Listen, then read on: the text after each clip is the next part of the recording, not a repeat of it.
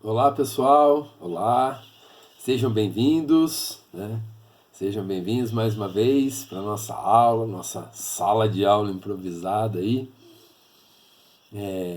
aula de língua portuguesa, alunos do segundo ano, alunos do segundo A, não é? Eu espero, né, que vocês estejam bem, que estejam com saúde, né? A saudade aqui aperta bastante, né? Nós estamos passando aí por um ano atípico, e precisamos nos manter em atividade, né, pessoal, pro nosso ritmo, né, não ser tão prejudicado, né? Então nós estamos aí para resolver mais uma atividade do PET, né, do Plano de Estudos Tutorado, agora relativo à quarta semana, né? E estamos praticamente caminhando para o final, a conclusão do mês de agosto, tá? E provavelmente aí em setembro teremos o PET volume 4, tá? Sendo encaminhado para vocês, ok? Essa semana, dando continuidade nos nossos estudos de literatura, né? Semana do 24 de agosto, nós vamos falar sobre a poesia, tá? Então a poesia, ela é uma forma de expressão artística que remonta, existe há mais de 2.600 anos, já na Grécia Antiga se fazia poesia, não é?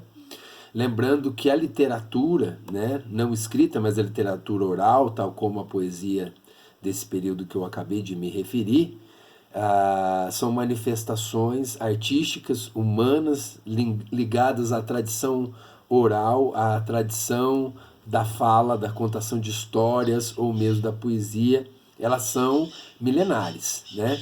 E fazem parte do nosso dia a dia também, do nosso cotidiano, das nossas reflexões, dos nossos entendimentos, das nossas percepções de mundo, tá? Então é muito importante aí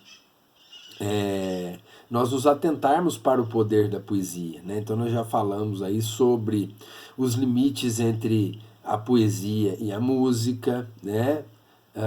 Grande parte das músicas são consideradas poesias, né? E as que não são, né? Aí a gente precisaria refletir sobre o porquê de não serem, né? A poesia é um elemento que se apoia, né? A poesia, o poema, tudo que é poema, todo poema tem poesia, né? Então costuma se referir à estrutura poética, né, como poema, e a poesia como um elemento lírico, fator ali de uma reflexão, de uma catarse, de um efeito, né, interior, provocado naquele que o ouve, né, catártico, similar ao que a arte produz no espectador, né? Então, na presença desse elemento, então a gente pode se referir ao poema como poesia, né? E a música também na sua estrutura, muitas vezes na sua rima, né? Porque muitas poesias se apoiam na questão da rima, né? E outros elementos também. Então a gente precisa lembrar que na poesia, quando eu estou analisando a poesia, eu fico preso à questão do verso, né? A linha para mim passa a ser o verso. Ao passo que na prosa, na contação de histórias, no romance, né? Nos contos, nos textos em prosa, o que, que eu tenho? A linha é uma linha, né? É uma linha. E aqui na poesia ela se torna verso. Lá na prosa, o conjunto de linhas dá um parágrafo. Aqui na poesia, o conjunto de linhas é chamado de estrofe, não é?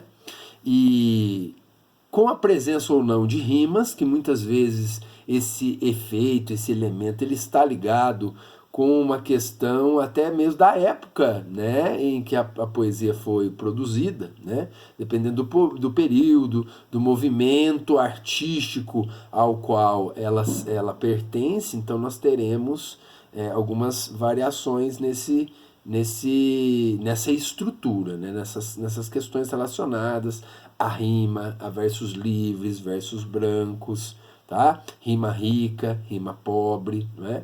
Rima rica é aquela que eu utilizo palavras de classes gramaticais diferentes, né? E a rima pobre geralmente é aquela que a gente consegue fazer, que eu rimo adjetivo com adjetivo, substantivo com substantivo, né?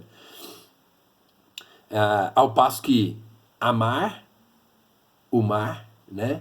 Aí eu teria um efeito em que amar é o verbo amar e o mar é o substantivo, e quando eu coloco os dois para rimar, eu tenho um efeito de rima rica. É mais difícil rimar classes gramaticais diferentes, né? Então, verso, estrofe, rima, tá? Tudo isso imbuído de um efeito, muitas vezes provocado por uma conotação linguística. O que é conotação? É quando eu uso a língua com um sentido novo, em que eu atribuo novos significados às palavras. E como que isso acontece, ou quando que isso acontece? O efeito conotativo muitas vezes ele está ligado ao significado que não consta no dicionário, né? É um outro significado criado muitas vezes por uma comunidade, um grupo, uma tribo urbana, tá? Mas ele não está diretamente, ele precisa levar um tempo para entrar para o dicionário, né? Como nós já falamos em outro período, né? Quando e como, né, acondicionar palavras no dicionário.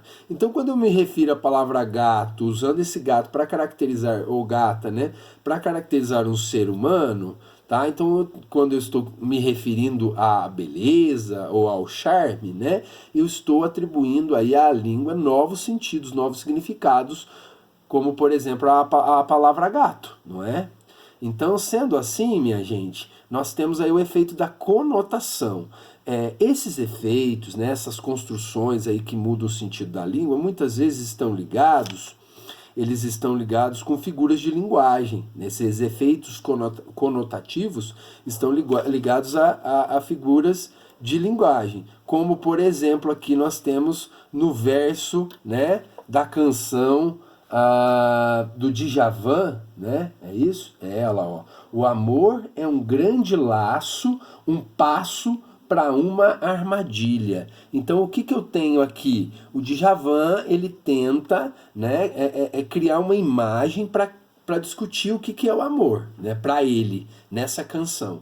Então ele diz que o amor é um grande laço. Quando ele faz isso, né, quando ele não usa o elemento comparativo à palavra como, ele tá fazendo uso de uma figura de linguagem que a gente chama de metáfora. Né? O amor é fogo que arde sem se ver. Vocês vão lembrar de Camões, né, que nós nos referimos no ano passado. Então tem efeito aqui de uma metáfora. E mais adiante, ele fala que o amor é como um raio galopando em desafio. Aqui, pela simples inclusão do elemento, né, da palavrinha, né, da conjunção como, eu modifico o efeito e passo a analisar então como uma comparação. Né? Comparações são muito comuns e elas se estabelecem muitas vezes, né, para efeito de figuras de linguagem. As comparações se estabelecem quando aparece a palavra como, e as metáforas na ausência da palavra como. Né?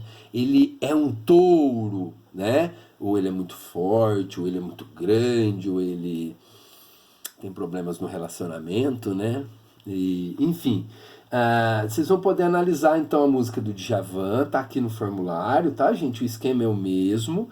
Inclusive, eu coloquei para vocês aqui um link para a canção, vocês vão poder ouvir, tá? Então, como nós estamos nos propondo a essa análise, tá? E vão ter vários trechos aqui a serem analisados, eu gostaria que vocês ouvissem a música, mesmo que ela, de repente, não represente o estilo que você mais gosta, né? É importante a gente lidar com a diferença, né? Então, nesse clipe aqui, nessa apresentação ao vivo do Djavan, tá?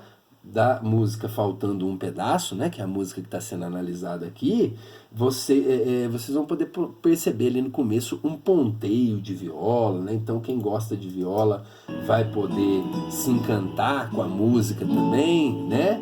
Ou não, mas se propor aí ao exercício da análise, da experimentação, certo?